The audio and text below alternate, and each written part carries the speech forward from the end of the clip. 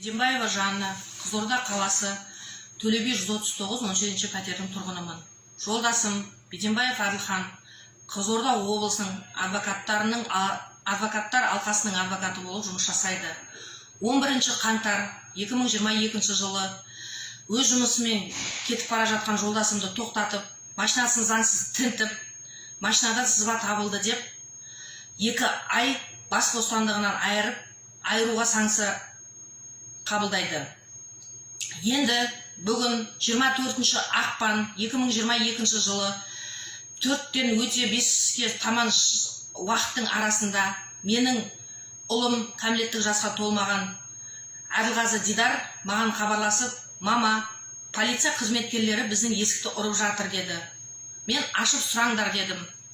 Сол екі ортада Табиғат есімді тергеуші менің жеке ұялы телефоныма хабарласып, сіздің үйіңізді тінтуге келіп едік деді. Мен жұмыстамын. Ертең, яғни 25 ақпан 2022 жылы сағат 9-дан 12-ге дейін үйде боламын. Сол кезде келіп тінтіңіздер дедім.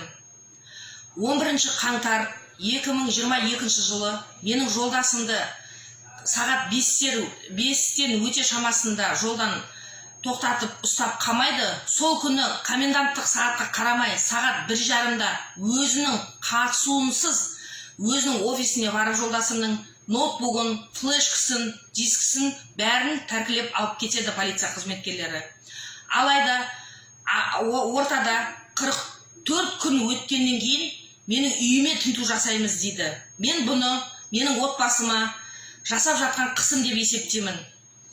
Және айта кететін жай, Абылайхан Сидахан есімді тергеуші осыған дейін маған жарияламау жөнінде қол қойыңыз деп бірнеше рет қысым көрсетті. Алайда мен жарияламауға қол қоймамын деп бас тарттым.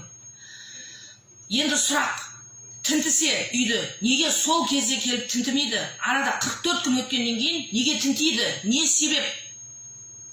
Офисті бірден келіп тінтейді сағат 1:30-да, үйді неге тінтемейді? Сұрақ осы.